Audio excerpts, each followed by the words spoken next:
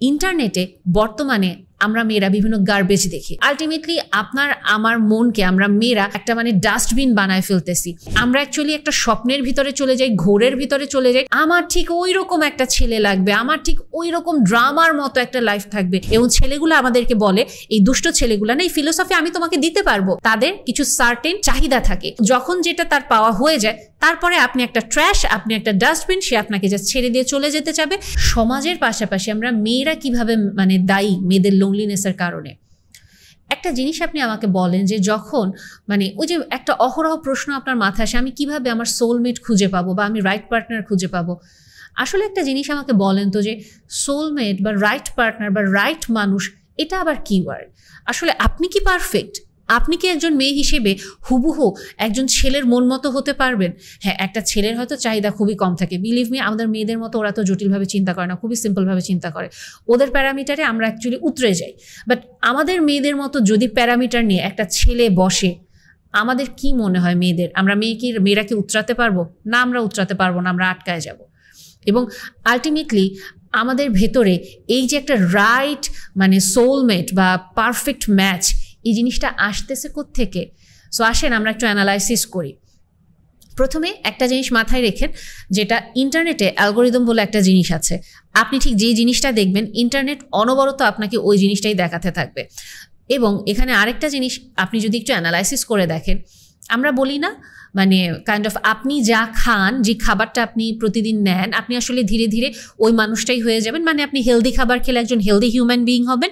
আপনি আনহেলদি খাবার খেলে আস্তে আস্তে আপনি অসুস্থ হবেন, রোগ প্রতিরোধ ক্ষমতা কমবে, বিভিন্ন অসুখ বিসুখ শরীরে দানা বাঁধবে।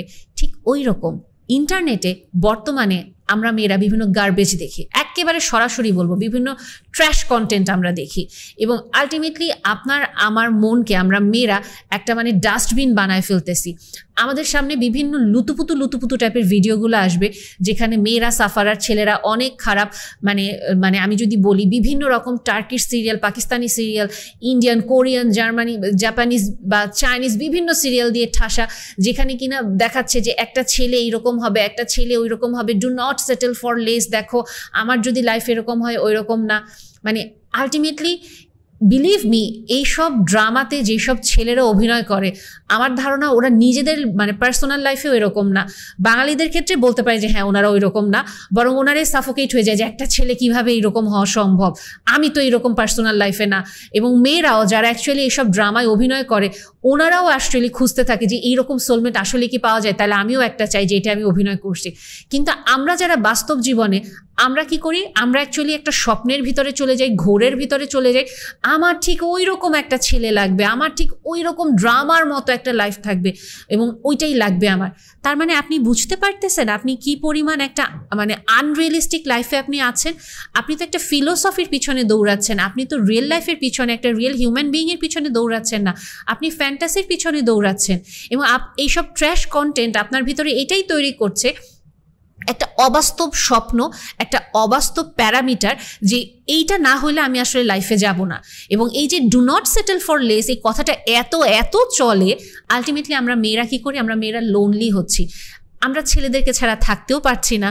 এবং দেখা যাচ্ছে কি, ওই যে কেমিস্ট্রিটা যে আমাকে অফার করছে, একটা স্টিমুলেশন, একটা হঠাৎ করে একটা উত্তেজনা, একটা খুব তীব্র ভালো লাগার যে একটা অ্যাক্ট আমার সাথে যে করছে, আমি তাকেই বিশ্বাস করে ফেলছি। এবং এটার সুযোগ কারা নিচ্ছে?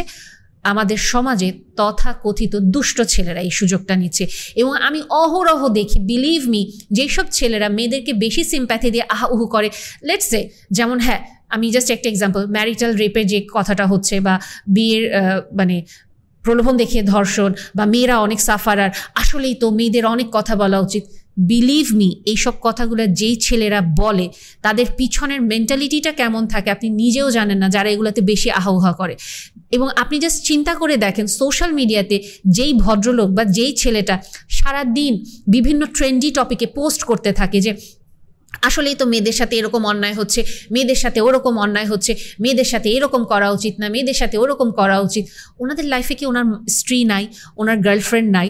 এবং এই যে উনি এরকম মেয়েদেরকে নিয়ে হাইলাইট করে যে মেসেজগুলো দিচ্ছে, এরপরে আমরা মেয়েরা কি করি, ঝাঁপায় ওই পুরুষ মানুষদেরকে আমাদের কষ্টের কথাগুলো বলা শুরু করি। এবং আপনি জাস্ট চিন্তা করে দেখেন, ওই ভদ্রলোক ধরে ধরে বা ওই ছেলেটা ধরে ধরে সবার প্রশ্নের উত্তর দিচ্ছে, সবার মেসেজের রিপ্লাই দিচ্ছে, ভদ্রলোকের ওয়াইফ বা গার্লফ্রেন্ড কতটুকু সময় পাচ্ছে? সো আপনার কি মনে হয় না এই যে পুরুষ মানুষগুলা এরা আসলে নেকড়ে বা বলা যেতে পারে শিয়াল, বাট ছদ্মবেশে থাকে কুকুরের, যে না আমি আসলে প্রোটেকশন দিচ্ছি মুরগির পালকে? সো আলটিমেটলি যেটা হচ্ছে, এই দুষ্ট ছেলেগুলোর খপ্পরে আমরা মেয়েরা পড়ে যাচ্ছি এবং আমরা কি ওই ফিলোসফির পিছনে দৌড়াচ্ছি এবং ছেলেগুলো আমাদেরকে বলে, এই দুষ্ট ছেলেগুলো না এই ফিলোসফি আমি তোমাকে দিতে পারবো। এবং আলটিমেটলি তাদের যেটা উদ্দেশ্য থাকে, তাদের কিছু সার্টেন মানে চাহিদা থাকে, হতে পারে ফিজিক্যাল ইন্টিমেসি, হতে পারে আপনার অ্যাপ্রিসিয়েশন বা আপনার মনোযোগ। সো যখন যেটা তার পাওয়া হয়ে যায়, তারপরে আপনি একটা ট্র্যাশ, আপনি একটা ডাস্টবিন, সে আপনাকে জাস্ট ছেড়ে দিয়ে চলে যেতে চাবে। এবং আপনার এই বিশ্বাস আরও পোক্ত হবে, লাইফে ভালো ছেলে বলে কিছু নাই এবং আমরা শুধু সাফারি করে যাব এবং ছেলেরা শুধু দুষ্ট খারাপ। সো আমি সোলমেট কিভাবে খুঁজে পাবো? সো আপনি বুঝতে পারছেন যে একটা মেয়ে হয়েও আমরা নিজেরা কিভাবে সেলফ স্যাবোটেজিং একটা থট প্রসেসে যাচ্ছি, যেখানে আমরা ফিমেল লোনলিনেসের দিকে অনেক বেশি ধাবিত হয়ে যাচ্ছি। আরও একটা জিনিস যেটা, যে আমরা মেয়েরা যে বর্তমানে এত লিবারেল লাইফস্টাইল চাচ্ছি, যে একটা ছেলে আমাকে রেসপেক্ট করবে, বুঝবে, ডেফিনেটলি আমি এটাতে অ্যাকনলেজ করি, এটাতে আমি একমত। একটা মেয়ের অবশ্যই রেসপেক্ট দরকার, ভালোবাসা দরকার। কিন্তু আপনি একটা জিনিস চিন্তা করে দেখেন, আপনি একজন ফিমেল পার্সন এবং আপনি ধরেন মানে আপনি একটা সুন্দর সম্পর্কে আছেন, আপনি বিয়ে করেছেন, আপনার হাজব্যান্ড যথেষ্ট আন্ডারস্ট্যান্ডিং এবং আপনি খুবই স্বাধীন চেতা, আপনি কোনো রকম কন্ট্রোল জোর পছন্দ করেন না। সো এইরকম সম্পর্ক থাকা অবস্থাতে, এবং এখন যখন আসলে ম্যারিটাল রেপের আইন নিয়েও কথা হচ্ছে, একটা ছেলের অ্যাপ্রোচটা কী হবে? আমার ওয়াইফ না চাইলে আমি আসলে ওকে অ্যাপ্রোচও করবো না, জোরও করবো না, ওই আসুক। আবার ওয়াইফের অ্যাপ্রোচ কী হবে?